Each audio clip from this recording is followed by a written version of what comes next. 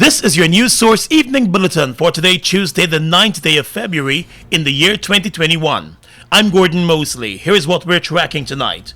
One day after ExxonMobil Guyana executives announced that the company's increased flaring exercise is ongoing because of a damaged compressor aboard the Liza Destiny vessel, Vice President Barbara Jagdeo said it is unacceptable for the flaring to be taking place. In the oil industry, flaring refers to the burning and release of natural gas during oil production.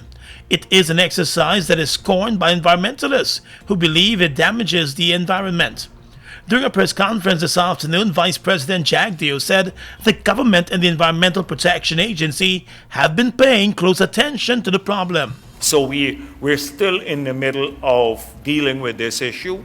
But as I said before, if they continue flaring at this rate, that allowance expires in end of April. And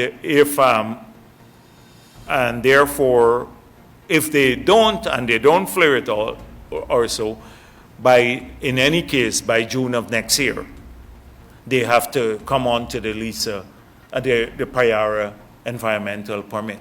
Mr. Jagdeo explained that based on the research of the Environmental Protection Agency, the current level of flaring by Exxon is emitting about 1,300 tons of carbon per day. According to the Vice President, the Liza 1 oil production agreement allows Exxon to flare up to 14 billion cubic feet of gas. He said at the current level, Exxon could reach that allowance within the next 2 months. Exxon submitted an environmental impact assessment for the project. The document was, from what I gather, made public by the EPA, published everywhere. And in that environmental impact assessment, which was approved by the EPA at that time and referred to by the minister in the license, Exxon was given an allowance to flare or to use 14 billion cubic feet of gas. 14 billion. So right now, so far, they have flared about 12.5 billion. At the current rate of flaring, by end of April, they would have flared the entire 14 billion cubic feet. That hamstrung the EPA. They approved in 2017 an EIA that had 14 billion cubic feet, standard cubic feet of gas, an allowance to be flared. That's what my brief from the EPA. Mr. Jagdeo made it clear that once the Liza 1 agreement expires in April, the other agreement will carry fines for flaring, in keeping with the agreement that was signed for the Payara development. The ExxonMobil company has expressed its worry about the situation, and this president has indicated that all steps are being taken to correct the problem that has developed. The damaged compressor has since been sent to Germany for repairs as flaring continues. The company is still continuing oil production at a level of 120,000 barrels of oil per day. It was reduced by 10,000 barrels to get to that level. More news coming up in a moment.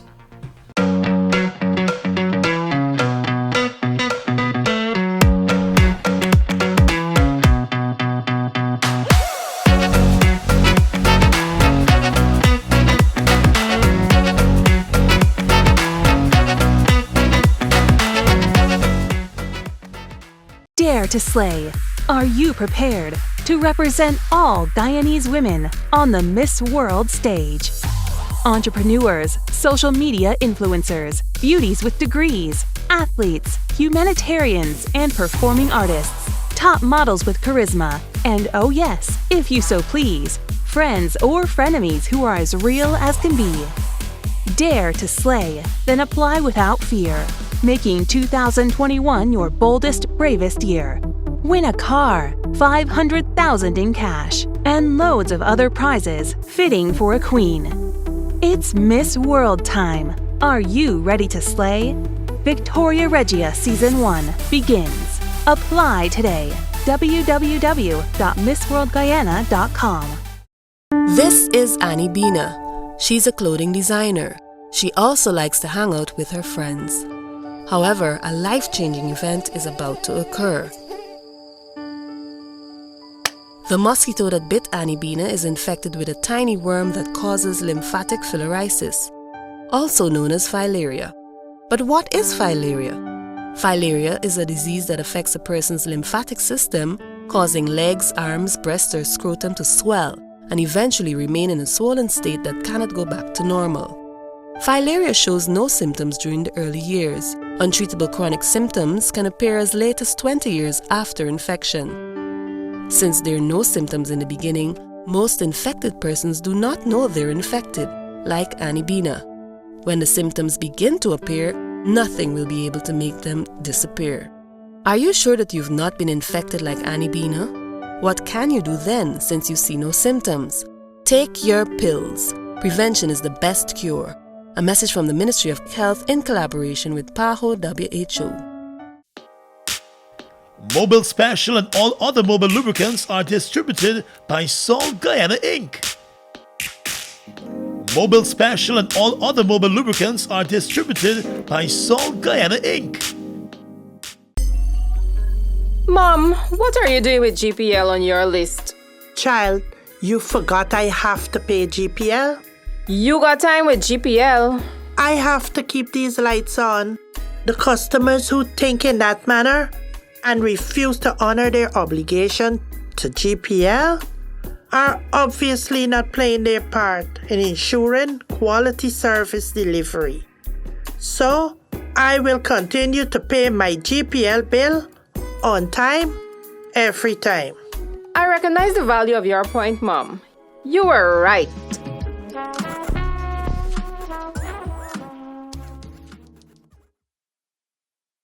This is Annie Bina. She's a clothing designer. She also likes to hang out with her friends. However, a life-changing event is about to occur. The mosquito that bit Annie Bina is infected with a tiny worm that causes lymphatic filariasis, also known as filaria. But what is filaria? Filaria is a disease that affects a person's lymphatic system, causing legs, arms, breasts, or scrotum to swell and eventually remain in a swollen state that cannot go back to normal. Filaria shows no symptoms during the early years. Untreatable chronic symptoms can appear as late as 20 years after infection. Since there are no symptoms in the beginning, most infected persons do not know they're infected, like Annie Bina. When the symptoms begin to appear, nothing will be able to make them disappear. Are you sure that you've not been infected like Annie Bina? What can you do then since you see no symptoms? Take your pills. Prevention is the best cure. A message from the Ministry of Health in collaboration with PAHO WHO. GBTI is your Guyanese bank, a bank that understands every customer's unique needs, opportunities, challenges, and financial concerns. At GBTI, we see you for you. Whether you're buying a new home or car, planning your next vacation or retirement, saving for your child's future, or whether you're ready to take that bold step of investing in your dream business idea, we are with you every step of the way. We hear your stories and watch you focus on your dreams as we share your aspirations. We are more than just banking. We are a family. We are part of your community. Our commitment extends way beyond the walls of our branches and is demonstrated every day in the opportunities we provide to our individual and business customers. The support, time, and commitment we give back to communities across Guyana to help improve the lives of our Guyanese families. Because we see Guyana through your eyes. Fuel it up and drive, Super 95. Tune up. Fuel it up and drive, Super 95. Tune up. Protect your fuel system, boy. High mileage and performance, boy. Guy Oil's Super 95 gasoline gives you more reasons to drive and is available at 56 service stations nationwide. For affordable price, high performance, and high mileage, choose Guy Oil's Super 95 gasoline. Fuel it up and drive.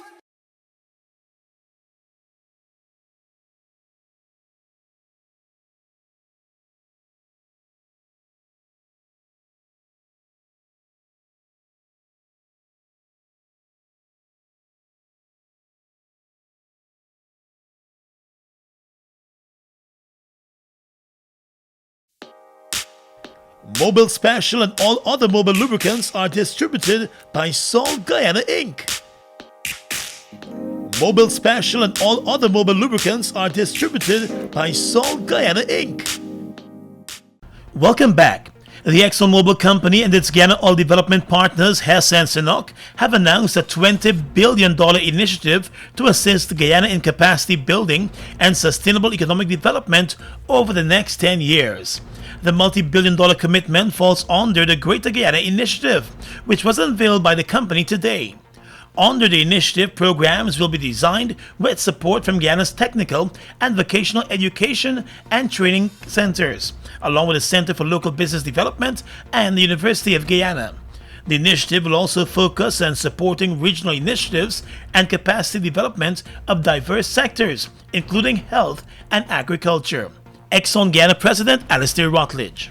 During the past several months, Greater Guyana Initiative projects have started at the University of Guyana, at the Council for Technical and Vocational Educational Training, or TVET, and the Center for Local Business Development, which has been critical to building local content in the past 4 years and has expanded its programming. Our goals and programs will evolve over time and include public health initiatives and activities in each of the regions. Over the life of this innovative initiative, my colleagues and I are looking forward to sharing how these programs, projects benefit people in Guyana and give people the tools to access new and expanded economic activities. According to Exxon, the Greater Guyana Initiative multifaceted approach will grow the Guyanese workforce, increase competitiveness of local business across sectors, and build upon the foundation for a thriving business environment and sustained economic growth. In its efforts to meet the goals of the initiative, national and local leaders, community members, and the private sector will be engaged to bolster the effectiveness of programs and ensure alignment with Guyana's development priorities as they evolve in the coming years. ExxonMobil and the Starbrook Block co-venturers will choose capacity building projects to fund in consultation with local, regional, and national stakeholders. We expect these programs to align with the country and its overall development objectives, but not to duplicate those initiatives or the funding. And we will seek out third-party experts, including NGOs, to implement initiatives and to assess the program effectiveness. The Greater Guyana Initiative will also expand the current support for the Center for Local Business Development by ExxonMobil, Hess, and Sinnock, and facilitate its transition into a long-term center of excellence for the broader industry. The Starbrook Block co-venturers will evaluate and select capacity building projects to be included in the initiative. They will also consult with local and national stakeholders and utilize third-party experts, including non-governmental organizations, to implement the initiatives. The government has announced that the national budget will be presented this coming Friday. Senior Minister with responsibility for finance in the Office of the President, Dr. Ashley Singh, in announcing the date last night, said the government is in the final process of finalizing the budget after completing consultations with various sections of the Guyanese society. Minister Singh said Budget 2021 will continue to deliver on the promises and undertakings of the PP Civic Administration and its manifesto. We expect that Budget 2021 will continue to deliver on the wide range of promises and commitments and undertakings that we included in our manifesto. As I've also said on a number of occasions, we consider our manifesto to be our contract with the people of Guyana. It was on the basis of the manifesto that we were elected to office, and it's our intention to deliver on the promises contained in the manifesto. The finance minister said many of the initiatives that were rolled out in last year's emergency budget will continue, and those include measures to tackle the coronavirus pandemic in the country. Last September, the government passed a $330 billion emergency budget. A supplementary budget to the tune of $17 billion was later passed in December. Let's tell you now that opposition member of parliament and former minister of public service in the coalition government, Tabitha Sarabu-Halley, has lashed out at the government over its decision to close the Bertram Collins Public Service Training College. The Ministry of Public Service, in a statement last evening, confirmed its decision to close down the four-year-old college and firing its 25 staff members. The ministry defended its decision by claiming that the college was established as a political machinery for the former APNU-AFC government and produced an outcome contrary to fair recruitment practices. But the last minister to hold responsibility for the college, Tabitha Sarabu-Halley, in a response today said the PP Civic government's decision to close the college is callous, since it catered for a need in the public service and welcomed students from all backgrounds and from all across Guyana. That this regime would be okay with closing down an educational institution that was created to resolve one of the myriad of problems facing the public service is unconscionable. The 4 cohorts that graduated from the Bertram Collins College came from all cross-sections of Guyana. The administration of Bertram Collins College went into all regions of this country to ensure that placement was equitable and that all regions and ethnicities were represented in each cohort. The opposition member of parliament reminded that the college was opened in 2016 as the former government moved to improve the quality of service offered in the government sector and public service. In 2015, when the APNU-AFC rose to government, there were continuous cries from the citizenry that the public service was inefficient and archaic. Ministries as well as public agencies worked as silos and were unable to properly provide the services that the public expected and deserved. Some of the major issues we confronted were decades-long vacant positions in critical departments, persons in positions for which they were woefully unqualified for, all affecting the ability to smoothly serve the public. And on the government's position that the college was being used as a political machine for the APNU-AFC, Mrs. Sarabu-Halley said such a thought insults the many young people who attended the college, graduated, and were able to land jobs in the public service. That Ms. Sonia Parag would sign off on a press statement from the Ministry of the Public Service that could only be read as condescending and insulting of the students who qualified for this training is unfathomable. The entire population would agree that the public service is in dire need of well-trained professional intakes. If structural flaws are found, how could the sincere response be to close the entire institution? This can be likened to the PPP's response to the State Asset Recovery Agency and their decision to close that agency down.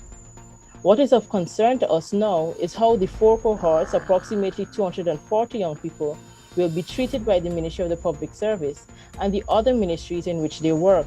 The staff members of the college received their dismissal letters on Friday, indicating to them that their services were no longer needed from the end of this month. Turning now to the aviation sector, less than a year after it started its Guyana service, Eastern Airlines has announced that it is suspending its service to Guyana with immediate effect. In a letter to travel agents, the airline did not give any reason for its decision, but claimed that a suspension would be temporary. The airline said passengers who are booked to travel between the months of February and May will receive a refund for the entire ticket through the bank that was used for the payment. The airline said if the booking was done through a travel agent, then it is the travel agency that will have to deal with the refund request. The travel agents have not been told of any possible return date. The decision by the airline to suspend its service at this time has resulted in passengers being left stranded in both Guyana and the United States. The opposition leader's office in Guyana today said it has received several worrying complaints from passengers who were not warned beforehand about the airline's decision. Opposition leader Joe Harmon said the government needs to look into the issue urgently. In the early months of the coronavirus pandemic, Eastern Airlines enjoyed a monopoly on the Guyana-New York and Guyana-Miami market, as other airlines were forced to ground their services due to the pandemic. Eastern operated a number of repatriation flights and started a scheduled service as the Cheddi-Jagan Airport was officially reopened and other airlines returned to the skies. With the return of American Airlines and the launch of JetBlue, Eastern started to see a reduction in its passenger load between Georgetown and its U.S. destinations, according to one travel agent. It was explained that the airline was hoping to tap into the Guyana-Toronto market, but its hopes were dashed when the Canadian government announced a ban on all flights from the Caribbean because of the new strains of COVID-19. Eastern Airlines is operated by the same company that once operated Dynamic Airways, which ended its Guyana service and filed for bankruptcy after several problems with its service. 3 persons are feared dead in a river tragedy along the backtrack crossing between Guyana and Suriname. The Guyana Defense Forces Coast Guard, along with the Police Forces River Patrol, activated a search in the Quarantine River last night after receiving reports that at least 3 persons were missing. A young man from New Amsterdam reported to the police early this morning that he received a call from his 48-year-old mother, Sharida Hussein, at around 7:30 last night, informing him that she was on her way to Guyana from Suriname via boat. A police report said that inquiries revealed that the woman was dropped off at number 63 Beach late last night at a point in the river where the water was at her waist. She has not been heard from since. A search that was carried out by her family members turned up empty-handed. The police indicated that since that initial report, investigators learned that 2 other persons, a 75-year-old man from New Amsterdam and an unknown man, were also missing. The Coast Guard and other vessels have been searching for the 3 missing persons since the early hours of this morning. The searches are ongoing tonight. The Guyana-Suriname ferry crossing has been closed for several months because of the COVID-19 pandemic. Persons have resorted to using the unofficial backtrack crossings to travel more between the 2 countries. Details of the boat that brought the persons across last evening have not been made known.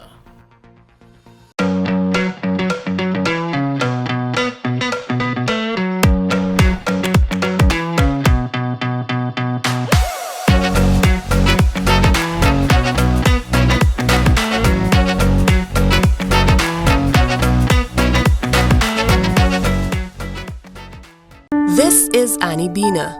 She's a clothing designer. She also likes to hang out with her friends. However, a life-changing event is about to occur. The mosquito that bit Annie Bina is infected with a tiny worm that causes lymphatic filariasis, also known as filaria. But what is filaria?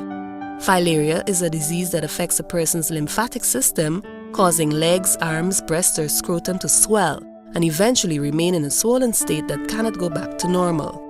Filaria shows no symptoms during the early years. Untreatable chronic symptoms can appear as late as 20 years after infection. Since there are no symptoms in the beginning, most infected persons do not know they're infected, like Annie Bina. When the symptoms begin to appear, nothing will be able to make them disappear. Are you sure that you've not been infected like Annie Bina?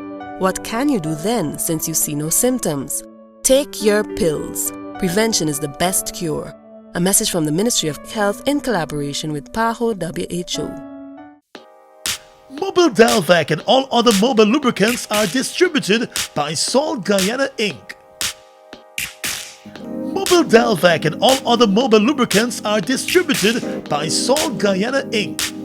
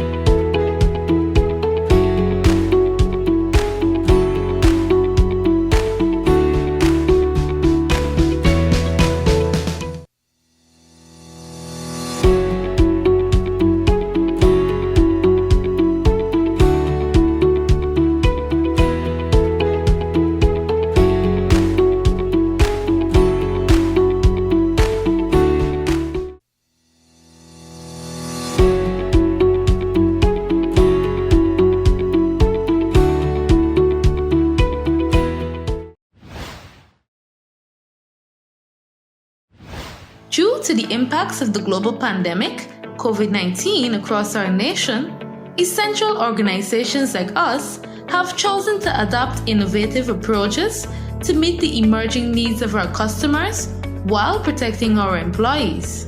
Here are some quick tips to make managing your GPL bill easier while we practice social distancing. To register for electronic billing, you can use the e-billing tab on your website.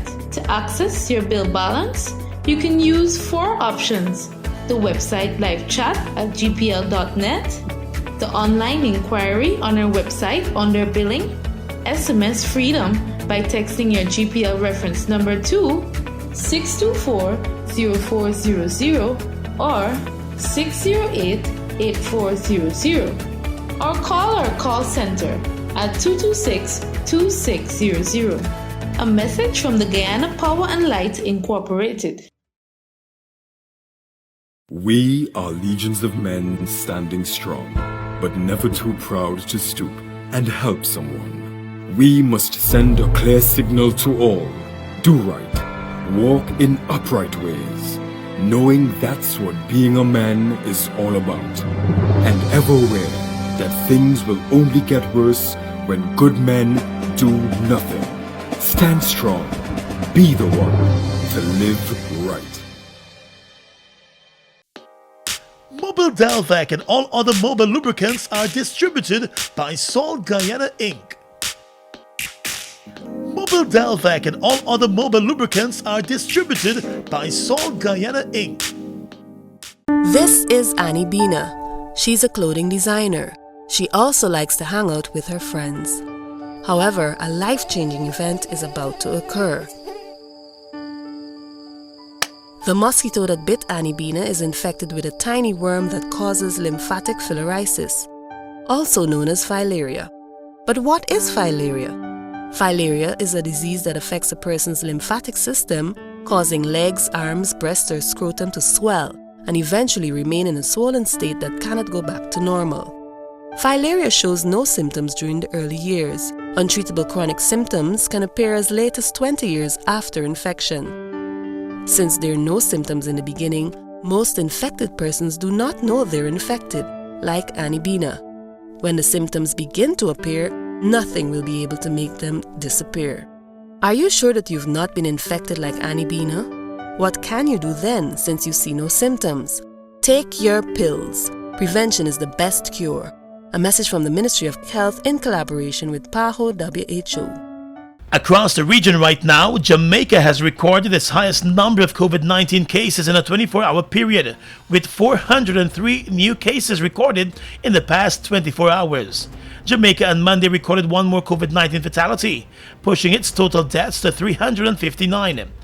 The ages of the new cases range from 63 days to 96 years, pushing the total number of coronavirus cases since the start of the pandemic to more than 17,000 in Jamaica, with over 4,700 active cases. Of the new cases, 154 are men and 249 are women. In the meantime, Jamaica said there were 44 more recoveries across the island. Colombia is to give protected status to almost 1 million undocumented Venezuelan migrants resident in the country, according to the country's president. The protection will last 10 years and will allow them to normalize into life in Colombia. The United Nations says more than 5 million people have fled Venezuela since 2015, with Colombia taking in the greatest share. The UN High Commissioner for Refugees, Filippo Grandi, praised the decision by Colombia. At the joint press conference on Monday, he described it as a historic gesture by the Colombian government. Some 1.7 million Venezuelans are thought to have arrived in Colombia, but more than half are without any legal status. And finally tonight, international news. Passengers arriving in England who tried to conceal that they have been to countries on a list of high-risk destinations face up to 10 years in jail as part of a series of tough new quarantine restrictions announced today by the Health Secretary, Matt Hancock. Amid growing concerns among ministers over the threat from new coronavirus mutations, the minister responsible for health also said that from Monday, all travelers coming into the UK would need to take 2 COVID-19 tests on the 2nd and 8th day after arriving. They will also have to produce a negative test within 72 hours before departure. England's new quarantine regime for overseas travelers aims to stop new variants entering the country. Although the new measures significantly tighten the current quarantine system, opposition politicians and some ministers have consistently questioned the government's slow introduction of the regime and whether broader restrictions should even be tighter. And that's your News Source Evening Bulletin for tonight. I'm Gordon Mosley reporting.